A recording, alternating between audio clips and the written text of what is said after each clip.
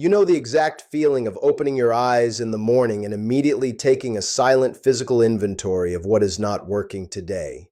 You are lying there in the dark, and before your feet even touch the floor, you are already calculating how much energy you do not have. You feel the stiffness in your lower back. You feel the heavy, slow rhythm of your heart. You look over at the clock, realize you have to be up in 10 minutes, and you start making deals with yourself about how you are going to get through the day on sheer willpower and a pot of dark roast coffee. And the worst part is not the fatigue. The worst part is the quiet memory of a time, maybe 10 or 15 years ago, when you used to wake up and your body was just ready, when the physical response was there before you even asked for it. A lot of men are not broken. They are just ignoring the wrong things. What if I told you that the difference between the guy who fades out at 3 in the afternoon and the guy who still runs a clean, powerful, responsive engine at 63 is not genetics? It is not some expensive hormone replacement protocol, and it is definitely not luck. What I have found is that vitality, the actual mechanical ability of your body to push blood where it needs to go when you want it to go there, is decided in the very first 3 minutes after you open your eyes.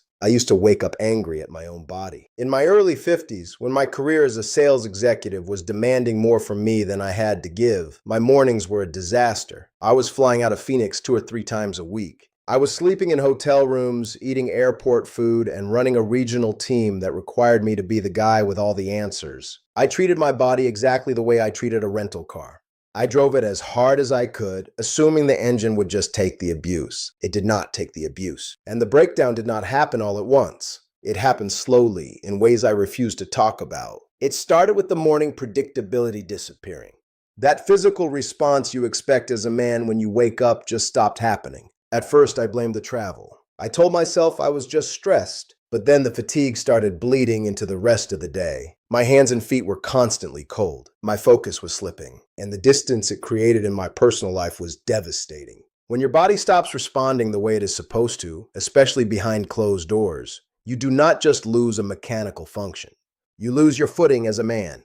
You start avoiding the conversations. You start avoiding the proximity. During the hardest phase of my 50s, the phase that eventually led to my divorce, I was so ashamed of my physical inconsistency that I simply withdrew. I would sit on the edge of the bed in the morning, staring at the floor, feeling like a guy who was just running out of gas, knowing my wife was watching me fade away. I did what a lot of men do. I went to the doctors. I sat in the sterile rooms, answered their uncomfortable questions, and waited for them to tell me what was broken. They ran the blood panels. They checked the prostate. They looked at the numbers. And the consensus was always the same. They told me I was just getting older.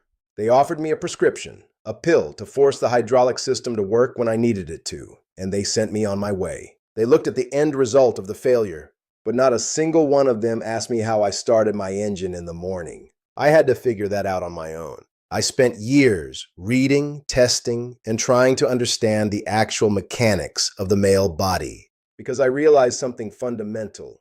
The male body is a hydraulic system. It operates on pressure and flow. If you have more than 50 miles on the odometer, circulation matters more than pride. Think about how you start a car that has been sitting out in the cold all night. You do not turn the key, slam the accelerator to the floor, and instantly merge onto the highway. If you do that, the oil has not circulated. The pressure has not built up. The metal grinds against the metal, and eventually you destroy the engine block. But that is exactly what most men over 50 do to their bodies every single morning. Look at the standard routine. The alarm goes off. You are startled awake, which instantly dumps the stress hormone cortisol into your bloodstream. Before your eyes are even fully adjusted to the light, you reach for your phone. You look at the emails, the messages, the news. More stress, more cortisol. Your blood vessels, responding to that stress, instantly constrict. They tighten up. Then you drag yourself to the kitchen and pour a cup of highly acidic, dehydrating coffee into a system that has had no water for 8 hours. You are demanding peak performance from a machine that has restricted fuel lines, zero oil pressure, and a tightened infrastructure. And then you wonder why the blood flow is not there when you actually need it. You wonder why the physical response is dead. You cannot restrict the lines all day and then expect them to magically open up just because you want them to. What starts in the body usually ends in the head. When I finally understood the plumbing, I stopped blaming my age and started looking at my maintenance protocol. I realized I was actively suffocating my own circulatory system in the first 3 minutes of the day. The shift happened when I stopped trying to force the system and started priming it. I developed a 3-minute routine that completely changed the internal pressure of my body. It is not a workout. It is not a meditation session. It is a mechanical reset. Simple as that. Here is exactly what I do. Minute 1 is about restoring the fluid volume. When you wake up, you are dehydrated. Your blood is literally thicker, more viscous, harder for your heart to pump through the narrow vessels. I do not touch my phone. I do not look at a screen. I walk straight to the kitchen and I drink 16 ounces of room temperature water with a small pinch of sea salt. Not table salt, real mineral salt. The water restores the volume in the pipes. The trace minerals give the electrical system of the heart what it needs to fire correctly. You are giving the hydraulic system its fluid back before you ask it to do any work. Minute 2 is about expanding the lines. This was the piece I was missing for years. The ability of your blood vessels to open up to allow blood to rush in and create that strong physical response depends on a gas called nitric oxide. When you are stressed, your vessels clamp down. To open them back up, you have to signal the body that it is safe. I step outside, even if it is just onto the patio in Scottsdale for 60 seconds. I get the natural light in my eyes, which tells the brain to stop producing melatonin and naturally wake up. And I breathe exclusively through my nose. Not deep, aggressive breaths. Slow, controlled nasal breathing. Your nasal cavities are where your body produces a massive amount of nitric oxide. When you pull the air slowly through your nose, you carry that gas down into your lungs, and it enters your bloodstream. Within seconds, it hits the lining of your blood vessels and tells them to relax. The tight pipes physically widen. The pressure normalizes. The flow begins. Minute 3 is the mechanical start. I do not do heavy resistance work right away.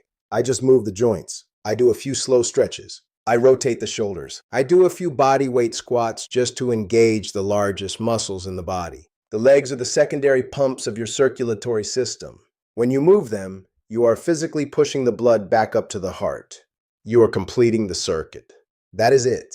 3 minutes. Water with minerals. Light and nasal breathing. Light mechanical movement. It sounds too simple to work. But you have to understand what you are doing on a physiological level. You are taking a system that wants to wake up tight, stressed, and restricted, and you are actively commanding it to open, expand, and flow. I started doing this routine out of sheer desperation. But within a few weeks, the changes were undeniable. The first thing I noticed was the quiet in my head. The anxiety of the morning rush was gone. But then the physical changes started showing up. The afternoon fatigue vanished. The coldness in my extremities disappeared. I was getting through my late afternoon meetings with the same energy I had at 10 in the morning. And then the predictability came back. I remember waking up one morning, looking at the ceiling fan, and realizing the engine was already running.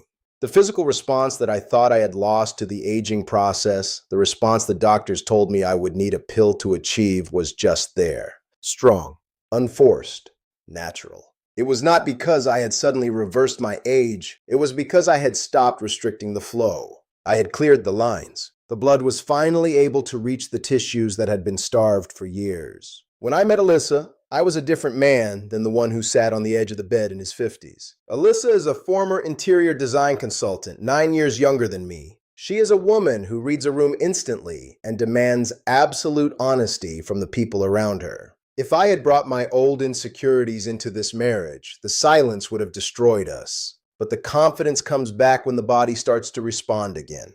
There are mornings now where I am tired, where the week has been heavy, but there is no panic. Because I know the machinery works. I know that if I respect the maintenance protocol, the engine will turn over. I do not have to hide from my wife. I do not have to invent excuses about stress at the office. I can look her in the eye, fully present, because I am not carrying the silent shame of physical failure. I was talking to my son Ethan a few weeks ago. He is 31, working in commercial real estate, grinding out his days exactly the way I used to. I watched him grab his phone the second he opened his eyes, squinting at the screen, immediately tense. I sat him down and explained the plumbing to him. I told him that right now his youth is covering up the damage. His engine is strong enough to handle the dry starts. But I told him the bill always comes due. I told him that if he does not learn how to open the lines now, He is going to be sitting in a doctor's office in 20 years wondering where his vitality went. You cannot outwork a mechanical failure. You have to fix the mechanics. You are not the only man dealing with this. The silence around this issue is what kills us. We sit in our cars, we sit in our offices, we lie in our beds, and we convince ourselves that we are broken. We convince ourselves that our best days are behind us, and that the slow decline into an unmoving, unresponsive body is just the reality of getting older. It is not the reality. It is just the result of bad maintenance. If you are dealing with inconsistency, if you are feeling the flow weaken, if you are avoiding the intimacy because you do not want to face the failure, stop looking at the end of the line. Look at how you start the engine. Tomorrow morning, when that alarm goes off, do not reach for the phone. Do not reach for the coffee. Give your system 3 minutes. Give it the fluid. Give it the oxygen. Give it the expansion. Your body wants to work. The mechanisms that make you feel like a man, the physical responses that give you your footing, they are usually still there. They are just waiting behind restricted lines. I am 63. I do not have the raw horsepower I had at 30, and I do not need it. What I have is consistency. What I have is an engine that runs clean and lines that stay open. I trust my body again, and that trust changes how I walk through the rest of my life. The flow is everything. When you fix the flow, you fix the man. We are going to keep having these conversations. There is a lot more to cover about the daily choices that keep the system running on the back half of the journey. Do not accept the decline just because everyone else does. Do the maintenance. I will see you in the next one.